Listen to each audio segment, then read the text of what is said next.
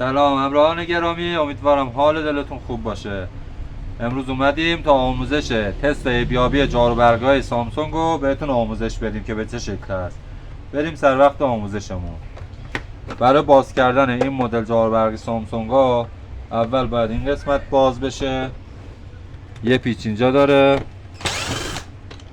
یه پیچ اینجا داره، یه پیچ مخفی هم داره که این قسمت هستش.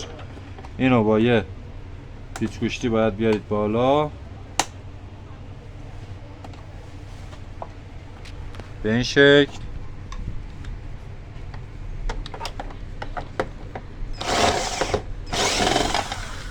این قسمت رو که باز کردید در میارید، بعد این پیچه اینور، بعد اینور، بعد این جلوها باز بشه، قاب سامسونگ در میاد. به این شکل در میارید.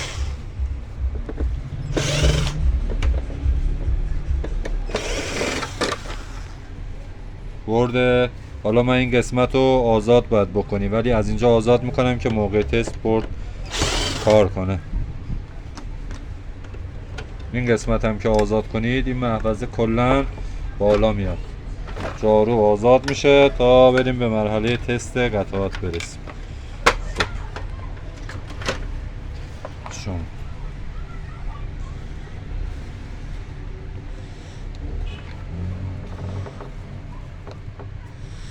ما یه ورودی از سمت سیم جمع کن داریم که اومده به بورد، یه دونه هم خروجی داریم که از بورد رفته به موتور. ابتدا تست سیم جمع کن رو براتون میذارم.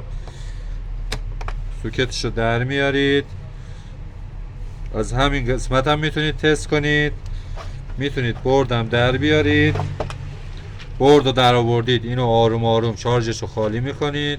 شارژ فنر سیم جمع کن رو حالا تعدادش رو در نظر بگیرید که آخر سر بخواید شارژش کنید به مشکل نخورید.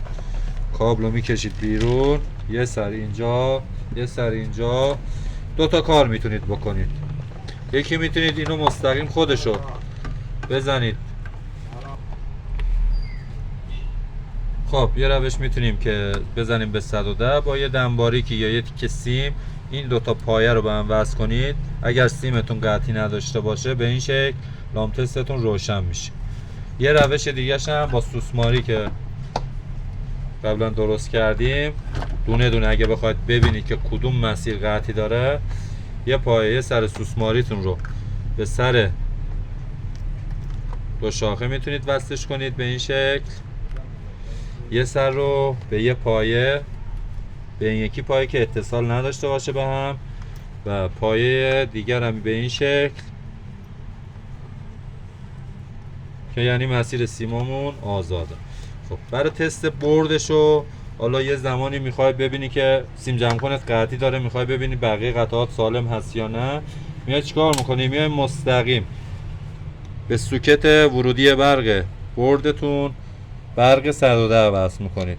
برق 110 رو که وصل کردید به این شکل کلید رو میزنی. اگر لامپ روشن شد یعنی برد سالمه، موتورم سالمه. برای خیال راحتیتون میتونید به 220 بزنید و کارکرد موتور رو تست کنید. به این شکل موتور سالمه، کم و زیادش هم تست میکنید.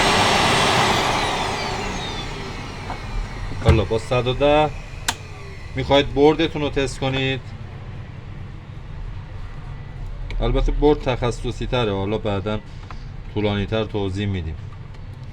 اگر با 110 بخواید مسیر بردتون رو تست کنید که ببینید اوکی هست یا نه، ببینید با یه پیچ گوشتی یا چیزی، این قطعه اسمش ترایاکه، پایه های ترایاک رو باید به هم دیگه وصلش کنید. حالا تو بردایی که آیسی داره این کار جواب، اگه آیسی سوخته باشه متوجه میشید. برای تست موتورم که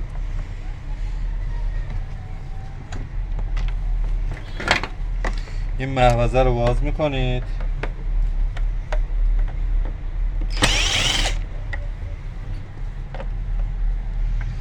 به این شکل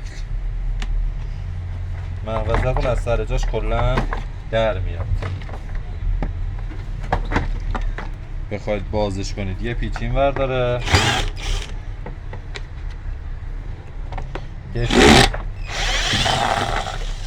یه پیچ اینور داره. سوکت موتورتون رو در میارید،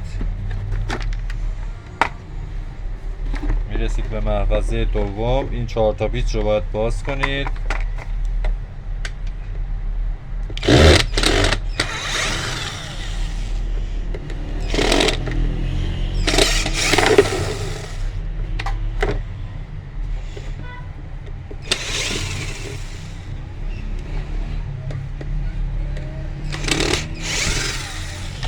باز کردید به این شکل در میاد. موتورتون رو در میارید، این محافظ موتور رو در میارید. حالا اینا تعویض میشه دیگه، چون خاک پر شده باعث سوختن موتور میشه. سوکت های موتور رو در میارید به این شکل. خب سر سوسماریتون رو یه سوکت به این قسمت، سر سوسماری بعدم به این قسمت.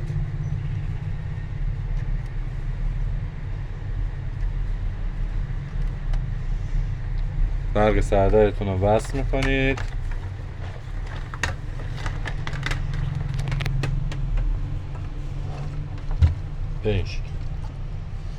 اگر میخواید تست موتور ببینید که آرمیچرتون نیمسوز شده یا نه، پروانه رو وقتی با دست بچرخونید اگر نور کم و زیاد شد یعنی کلکتور آرمیچرتون ایراد داره.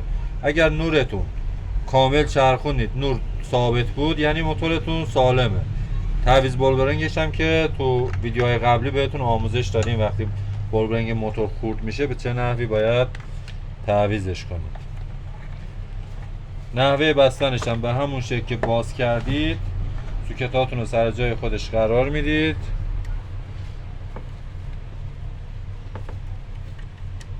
به این شکل موتور قسمت این کوبل نگه دارنده ته موتوره، خیلی مهمه. اگر خراب شده باشه، شکستگی داشته باشه باید عوضش کنید. تو حرکت تو استارت اولیه موتور که ضربه میزنه اینا نگه میدارن که موتور سیمیماش پاره نشه، قطعی پیدا نکنه. اگر یک زمانی مشکل داشت حتما باید تعویض بشه یا که تعمیر بشه و نذاره موتور تو استارت اولیه تکون بخوره. موتور رو سر جای خودش قرار میدید. ببین موتور وقتی سر جاش بیفته نباید دیگه بچرخه، قشنگ ثابت که شد.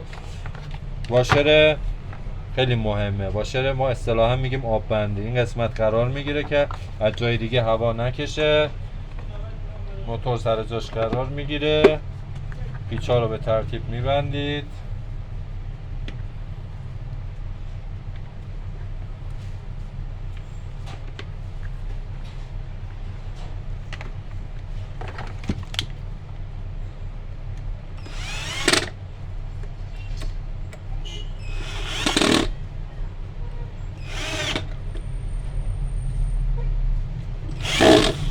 به این شکل بستید، مستقیم سر جای خودش قرار میگیره.